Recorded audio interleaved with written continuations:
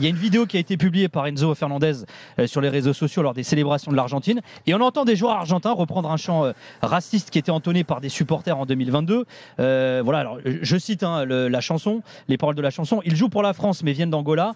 Ils vont bien courir. Ils aiment des trans. Leur mère est nigérienne, leur père est cambodgien, mais sur le passeport français. Alors il faut savoir que la FFF a annoncé qu'elle allait saisir la FIFA. La ministre des Sports, Amélie Oudéa-Castéra, a qualifié cette vidéo de pathétique et elle réclame une réaction de la FIFA. Est-ce que ça commence à faire du bruit en Argentine, cette histoire, Nico ? Depuis que la Fédé française en a parlé, ça a fait bouger en Argentine. Disons qu'en fait, c'était pas forcément relayé dans les médias argentins. La vidéo en elle-même, je parle de la vidéo, elle n'était pas forcément relayée.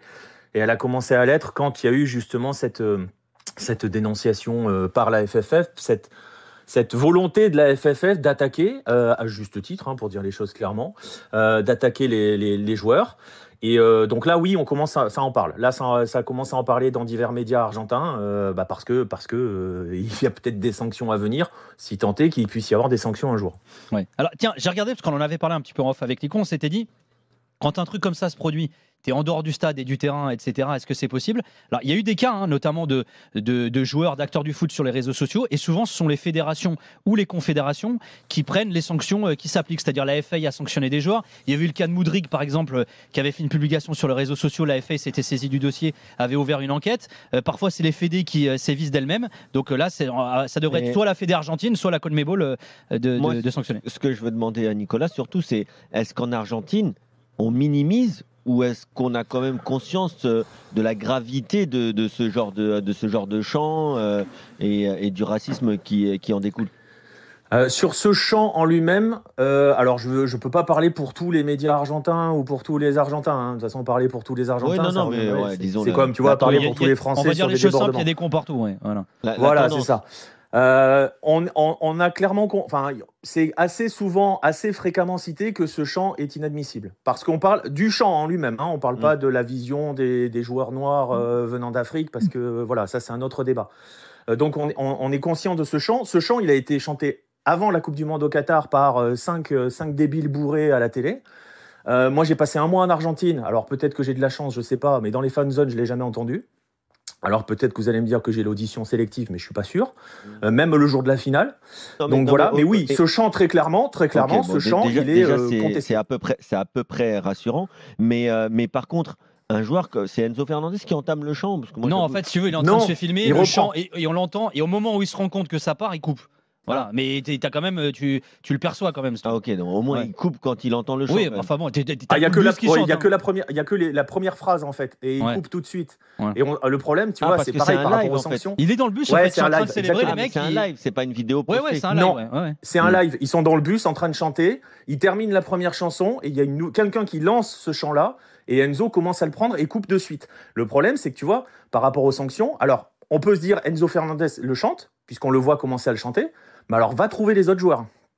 Ouais, non mais c'est quand même, je suis désolé, mais c'est quand même grave qu'aujourd'hui, en 2024, il y ait encore ce genre de chant qui puisse être qui puisse être entonné dans n'importe quel bus que ce soit celui d'Argentine ou un autre, en l'occurrence c'est le leur, et qu'il coupe ou qu'il ne coupe pas, le chant est quand même lancé dans le bus. Il y a quand même assez de chants. Il y avait eu des gestes. Bon, on sait que la provocation en Argentine entre les clubs, etc., ça peut être très violent. Mais là, quand même, lancer ce chant-là qui est complètement ridicule et complètement débile, c'est... Non, mais surtout, on est d'accord, parce qu'en fait, c'est ça. C'est-à-dire que le chant, lui, il doit être condamné. Et voilà. Mais le fait de voir les joueurs le reprendre, c'est très gênant. Pour pas dire autre chose. En fait, si tu veux, ce qui est plus gênant et presque unique, c'est que c'était un chant de supporters. Malheureusement, dans les tribunes, et alors là, ça n'a rien à voir avec l'Argentine, malheureusement, il y a beaucoup de racisme dans les tribunes et dans le monde entier. Il y en a, et c'est même, je dirais même pour certains groupuscules, on l'a vu y compris en France et à Lyon par exemple, c'est le foot sert pour certains de rendez-vous, on va dire. Mais là, c'est les joueurs. Oui, donc, c'est ça qui est problématique. Quand tu es joueur, Non, mais en plus, il n'y a rien à voir avec la France, là, en fait. Non, mais même sur les. Là, en plus, c'est complètement hors contexte. Déjà après la finale de la Coupe du Monde, c'est ridicule. Même ça, sur l'éducation, sur la fameuse inclusion, sur ce dont on dit quand on parle de sport, en disant, regardez, c'était d'ailleurs l'argument à l'envers. Des Français dans leur club. Ouais, mais cet argument à l'envers qui consiste à dire, écoutez, il n'y a pas de racisme. C'était Le Graët qui disait ça. Regardez, les équipes sont. Non, mais justement. Il n'y a pas de racisme, regardez, les équipes sont bigarrées. Ce que je veux dire, c'est que là, ce sont des joueurs qui vivent au quotidien, comme tu le dis, dans leur club respectif, avec ces joueurs-là, qui ont entonné un chant. Je trouve quand même que ça fait beaucoup dans le dossier des Argentins, même en règle générale, dans le type de célébration. Et c'est pas la première fois qu'on a ce genre de soucis. Alors, je parle pas de chant raciste forcément, mais là, je trouve quand même que c'est un truc à dénoncer fortement parce que ce soit l'apanage des joueurs eux-mêmes, je trouve que c'est dingue. Ouais. Si tu veux déjà si c'était une tribune dans un stade, on dirait juste que c'est mal et que c'est nul. Comment sont vus les joueurs d'origine africaine dans cette sélection ? Je suis désolé. Mais en fait, c'est pas tout. En fait, il y a deux choses qu'il faut bien distinguer. Alors, la première chose, et là, je suis d'accord avec Flo et avec tout le monde, je pense, de toute façon, le fait que ce soit les joueurs qui reprennent un chant qui est très clairement identifié comme étant un chant raciste, il suffit de voir les paroles. Tout ce qui va il n'est pas que raciste d'ailleurs aussi, il attaque un peu tout, mais ça c'est problématique. Après il faut bien distinguer une autre chose, et ça il y a un prisme un peu français, européen qui se met dessus, et il faut faire attention à ça. Je sais pas je vais pas dire c'est bien, c'est pas bien, machin, il faut bien garder en tête que dans l'esprit de beaucoup de Sud-Américains, un joueur noir est forcément africain. Je vais prendre un exemple, c'est l'exemple que je prends assez fréquemment.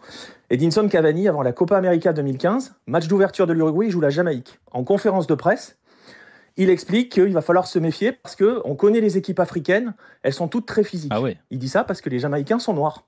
Mais est-ce qu'on va y apposer mais Nicolas, je suis désolé. C'est des préjugés. Après, je suis désolé. Oui, mais tu vois ce que je veux dire. Je suis désolé. Mais aujourd'hui, la Déclaration des droits de l'homme, c'est pas un truc français.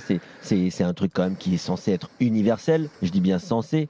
Mais je ne peux pas entendre qu'un Uruguayen, un Argentin pense qu'un noir, c'est un Africain. C'est impossible à entendre. Je suis d'accord, mais le fait est que l'éducation en fait, c'est inaudible. Comme ça. Même, je dis pas que c'est parce que tu le dis, mais qu'il le pense, c'est inaudible. Si je suis dans le vestiaire... Non mais Nico, il nous explique pourquoi ils peuvent avoir ces préjugés-là et ces formes de discrimination. C'est un élément explicatif.